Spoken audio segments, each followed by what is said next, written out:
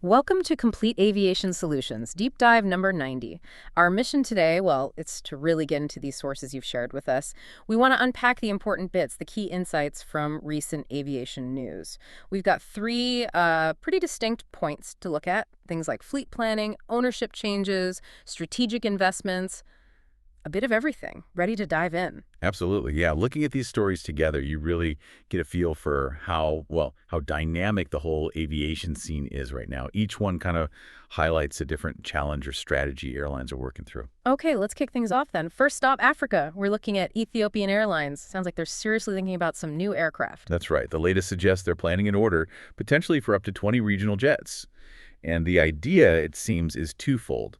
Expand their domestic flying and start replacing some of the older planes in the fleet. Right, and the sources mention specific models they're weighing up, like the E190, E2, A220-100, even the B737-7. Correct. And it's interesting, they say the final number, that up to 20, kind of depends on which type they actually choose. Different sizes, different capabilities. Makes sense? And this links back to their bigger picture strategy, doesn't it? It does, yeah. Yeah. They've talked about setting up multiple hubs across Africa. Mm. So these regional jets, they're really key for feeding passengers into their main hub, at Addis Ababa International. Now, this isn't the first time we've heard about them looking at this part of their fleet, is it?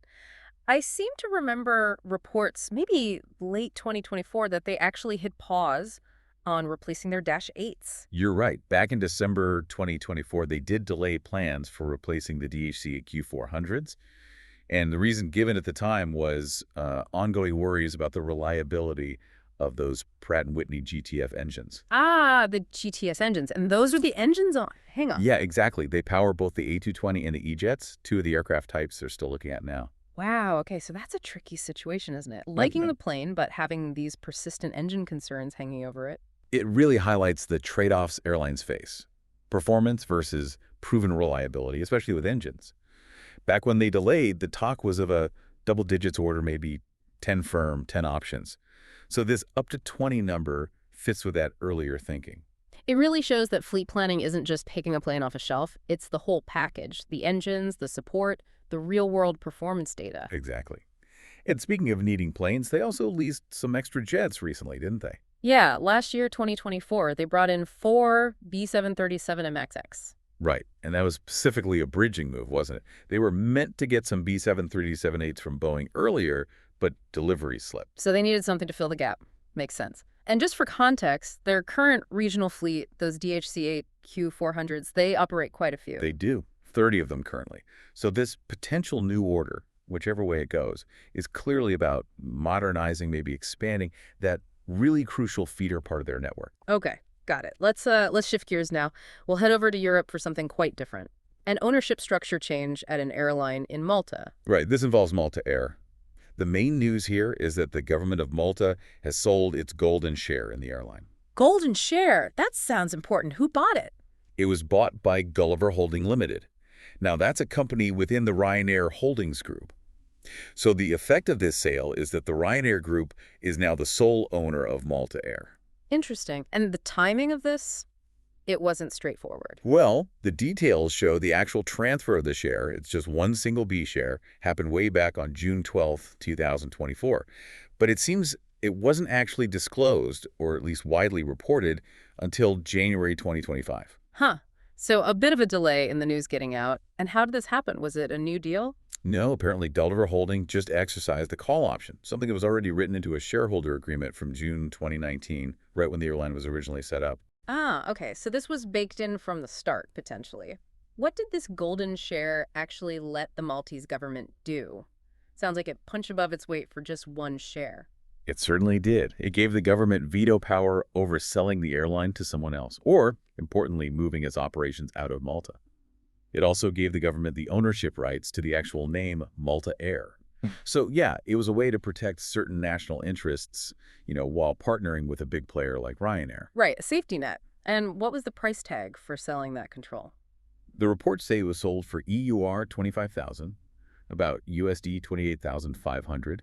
Apparently, that was based on the fixed price buyout clause in that original 2019 agreement. seems quite low for what it represented strategically. It does seem low. And the fact that neither side really shouted about this transfer when it happened, also interesting. Very quiet move. Yeah, it suggests maybe they just saw it as fulfilling a pre-agreed contract term, not something needing a big announcement. But structurally, for Ryanair, it's a significant consolidation. Can you remind us a bit about Malta Air itself, how it fits in? Sure. It was set up in 2019, that joint venture between Ryanair Holdings and the Maltese government. Essentially, it operates as a subsidiary within the Ryanair Group. It holds a Maltese Air Operator Certificate, an AOC, and Ryanair uses that AOC for aircraft based across various spots in Europe. And it's not a small operation under that AOC. Not at all. Currently, Malta Air operates 179 aircraft. That's 136 Boeing 737-800s and 43 of the newer, higher capacity 737-8-200s. Pretty substantial fleet. So this move really tidies things up for Ryanair. Full control, less complexity, shows how these joint ventures can evolve, right? Definitely. Streamlines decision-making for the Ryanair Group going forward regarding that part of their operation. All right, let's make our final jump for this deep dive. We're heading towards Asia now, focusing on an airline that's making some big fleet moves and posting some really strong financial numbers, Philippine Airlines. Yes, Philippine Airlines, or Palau, they're definitely gearing up for some major changes. Big fleet updates coming. Serious deliveries, it sounds like. The sources say the first of 9 Airbus A350-1000s, the long-range ones, are due late 2025. That's the plan. 9 of those big jets. And then, starting in 2026, they expect the first of 13 A321neos, the regional jets. So yeah, a lot of new metal coming in. 13 A321neos, too. Wow. What's the initial game plan for the big A350s? The first use case mentioned is boosting services to North America. So likely looking at adding capacity, maybe frequencies, on those key long-haul routes. And it's not just about bringing in new planes, they're also working on their existing fleet. That's right. The reports also mention a comprehensive retrofit program for their current A321-200s. So improving the passenger experience and maybe efficiency on the planes they already have, it's a balanced approach, not just waiting for the new stuff. Investing like this, it costs serious money. The figures for the pre-delivery payments alone are pretty substantial. They really are. Eye-watering, you might say. The sources quoted PHP 20.26 billion pesos, that's around USD 363 million, just on pre-delivery payments for the A350s. And for the A321neos, another PHP 16.54 billion, or about USD 297 million. So carry the one. That's over 650 million US dollars already committed before the first plane even arrives. That's a huge statement of intent. It absolutely is. It signals real commitment to their plan. And what is that strategic goal behind spending all this? Well, the main aims seem to be expanding their nonstop route network. Aircraft like the A350-1000 really open up possibilities for longer direct flights. And also developing more partnerships with other airlines. You know, having a modern, reliable fleet makes you a more attractive partner for code shares and interline agreements. Makes sense. But perhaps the most striking part of this story, maybe what enables all this spending, is their financial performance. It's been really strong, hasn't it? It's been remarkable, actually. Philippine Airlines just recorded its 14th consecutive quarterly profit. 14 quarters in a row. Through everything the industry's been through, that's incredible. It really is. The profit for the first quarter of 2025 was PHP 4.33 billion, about USD 77.6 million, and that was up roughly 20% compared to the same quarter the year before. Solid growth. That kind of consistency is rare right now. What did their chairman have to say about it? Did they acknowledge the challenging environment? Oh, absolutely. He highlighted the solid results and the expansion happening despite those global challenges impacting everyone. But he also added a note of caution, didn't he? Saying that staying competitive means they need careful cost management and they need to remain adaptable. So not getting complacent. Right, celebrating the success but keeping feet on the ground. The report also mentioned some management appointments being confirmed. Yes, just formalizing things at their shareholders meeting. Richard Nuttall confirmed as president and Carlos Luis Fernandez as executive VP and COO. Key leadership locked in as they push forward. Okay, so bringing this pale story together, what does it signal for you, the listener? It seems like a case study in how strong finances enable big strategic moves, right? Exactly. It shows an airline investing heavily in its future. New planes, better cabins, expanded routes. This usually translates into, well, better options and potentially a better experience for passengers down the line. An airline that's profitable and investing like this is generally positioning itself well for the future. It's a pretty powerful turnaround story considering where they were a few years ago. Definitely. So we've covered quite a spectrum today in this deep dive. We started with Ethiopian, weighing options for regional jets while still navigating those tricky engine reliability questions. Then we jumped to Europe for that quiet but significant ownership shift at Malta Air, consolidating Ryanair's control.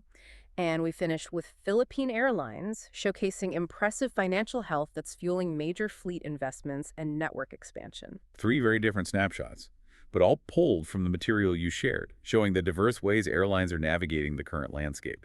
Yeah, and here's where it gets really interesting thinking about these stories side by side. You've got Ethiopian carefully evaluating aircraft amidst known technical issues and capacity needs. Then you see Pale achieving this amazing run of 14 profitable quarters, making huge investments, even while their chairman points to those same global challenges. It really makes you wonder, doesn't it? It raises this question for you to think about. What do you think really separates the airlines just getting by in today's turbulent market from those, like Pale seemingly, that are truly thriving and positioning themselves for strong future growth? What are those key factors, those strategic decisions or maybe operational efficiencies that are making the critical difference right now? Something to definitely mull over.